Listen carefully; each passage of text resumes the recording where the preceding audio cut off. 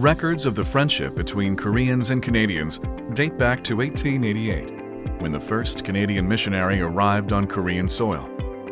In the late 19th to early 20th century, around 200 Canadian missionaries came to Korea and dedicated themselves to promoting Korean people's education, health, and liberty. My name is Dean Schofield. My grandfather, Dr. Frank Schofield, was known as the 34th Patriot in the Korean independence movement against the Japanese Empire. He took photos of the March 1st independence protests and suppression of the independence movement by the Japanese police and military. His photographs and the information he smuggled out of the country played a vital role in raising awareness around the globe of the independence movement and the Korean people's strong aspirations for liberty. During the Korean War, approximately 27,000 Canadians fought as part of the United Nations force to protect liberty and democracy on the peninsula. With Canada's participation in the war, the Canada-Korea cooperation to uphold our shared values had begun even before diplomatic relations were formally established. Dû au 50e anniversaire du progrès diplomatique de la Corée, j'aimerais vous féliciter, la Corée, pour l'accomplissement.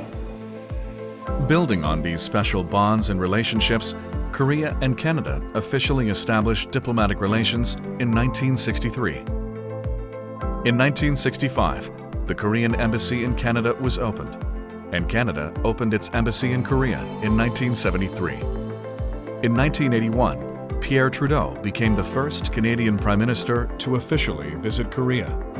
In 1993, Korea and Canada established a special partnership.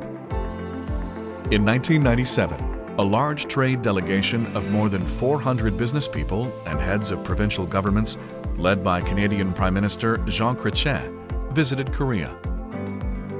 During the visit, more than 70 new contracts were signed, strengthening the foundation of the two countries' burgeoning economic cooperation. In 2014, Korea and Canada entered a strategic partnership based on deep-rooted friendship, shared values, and common interests. In 2015, the Canada-Korea Free Trade Agreement, CKFTA, came into effect, followed by the Science, Technology, and Innovation Cooperation Agreement, ST&I. Since the FTA, bilateral trade continues to increase and reached US $13.1 billion in 2021, the highest ever since bilateral trade began. As of 2021, Korea is Canada's seventh largest export destination, with Korea exporting US $6.7 billion to Canada, and Canada exporting US $6.4 billion to Korea. The bilateral investment has also expanded, particularly in emerging technologies and future industries such as AI, electric vehicles, and clean energy. Today, there are 240,000 Koreans and Canadians of Korean descent in Canada, and around 440,000 visitors annually between the two countries. People-to-people exchanges are especially dynamic among young people.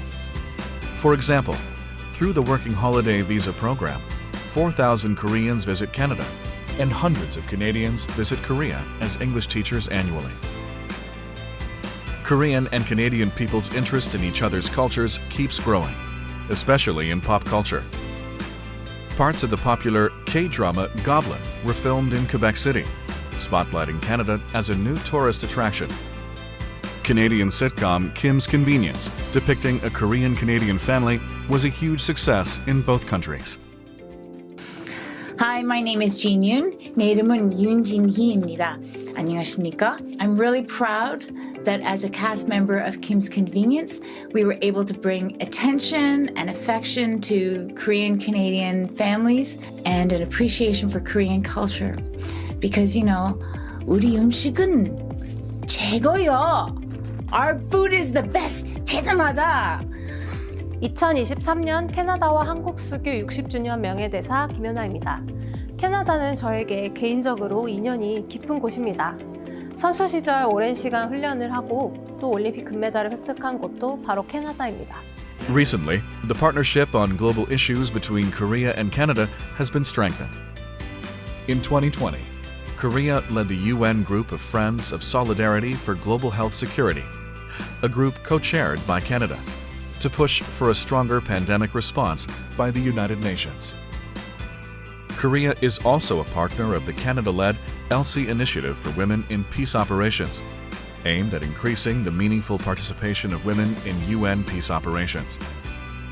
Both countries have announced targets for carbon neutrality by 2050 and cooperate to achieve climate goals. Sustained by a long history of cooperation, the Republic of Korea and Canada celebrate the 60th anniversary of diplomatic relations in 2023.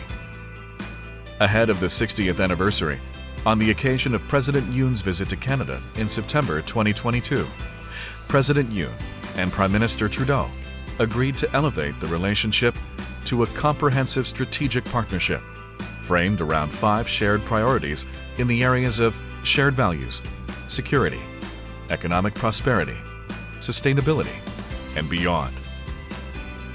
Based on the cooperation in the 5 pillars, Korea and Canada look forward to building an even brighter future together for the next 60 years. Congratulations on 60 years of Canada and Korea's continuing partnership. I know that my grandfather would be incredibly proud of Korea and everything we've accomplished together.